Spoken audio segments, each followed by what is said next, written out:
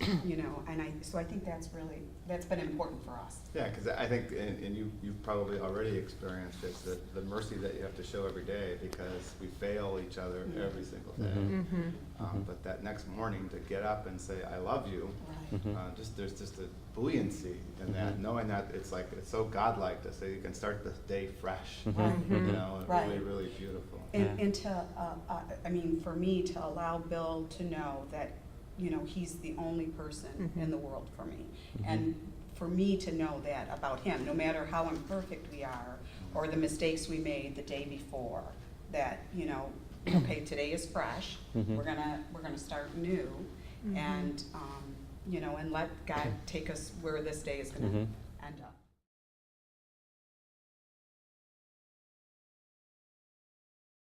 I mean, for me, what holds me back is my selfishness. It's like there's certain things that I set up that I want to do in a particular day, and things get in the way. And for some reason, it seems like it's easy. Oh, I know why. It's easier for me sometimes to say I can put off what Carol wants and do what somebody else wants or what I want, because I know that she loves me, and I know she's going to forgive me. And I sometimes, all too often, I take advantage of that, and that there's a cost associated with that, but by the same respect, as you get older, you learn, I can't, not to do that, because a perfect example is like she likes order, and so if there's something sitting out, she says, will you do that? And I say, yes. But in my mind, I'm thinking, I'm going to do that in 10 minutes, and if it's not done, then she goes and does it. And I feel like, why didn't you just wait for me? And then I come to realize it's because there's hundreds of times when she asked me to do something, I forgot to do it. Because if I didn't do it right away, I forgot to do it. So now I'm working on trying to do it immediately and kind of putting my desire aside. So I don't know how you feel about that. I think for myself it would be just not investing enough time or quality of time in our marriage.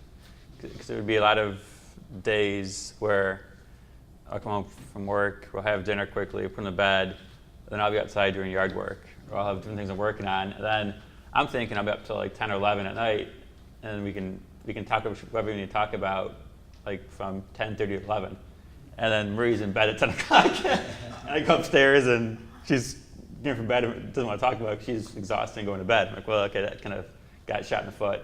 I had an opportunity to spend that quality time with my wife and discuss things she wanted to discuss, or just give her an investment of my time, which is the most valuable person in my life, but it tends to be I'll do all the other things that I have in my checklist for the day, and then I think I'll be up later and she'll be up later to talk through it, and she's wound down and there's no conversation. So that happens 2 or 3 nights in a row. The 4th night's usually a night that I think I clear the plate, because I know I'm in trouble already from just not being like the best father and husband I could be to my wife. So.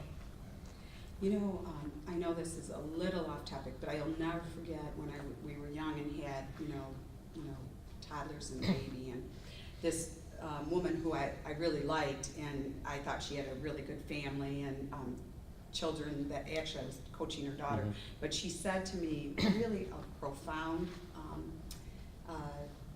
little thing that she and her husband lived by, and I think it really is held true. We've tried to keep that in our marriage, and it's she said, always allow time for each other, because sometimes with the busyness of children, you then focus everything around them, and it's really important that you take time for each other. Yeah. And then the other thing that she said was to always show a united front, and it's it's important with a baby and toddler, but it's really important when you hit those years of high school, college. Yeah.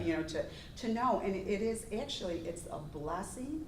They don't realize it, but it is such a blessing, and it gives children comfort to know that mom and dad love each other and they're on the same page. They may not say it at the time, but afterwards, it's a beautiful blessing. So. Yeah, I think that is really important. So when you don't have children right away, you have that time to develop that relationship with each other.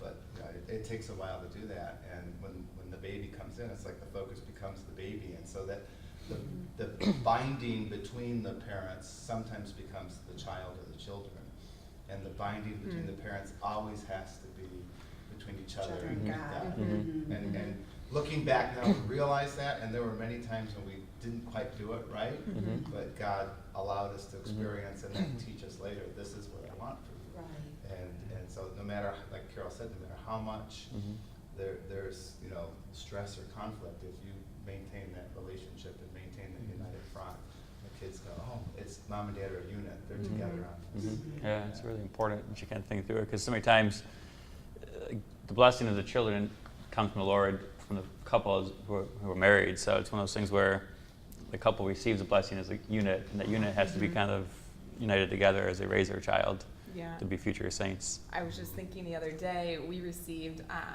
I remember like one thing in the homily at our wedding, and the priest mentioned, like, always remember that you are a blessing to each other, even in those moments when they happen, when you are very frustrated with each other. Just remember, James is a blessing, or Marie is a blessing to you.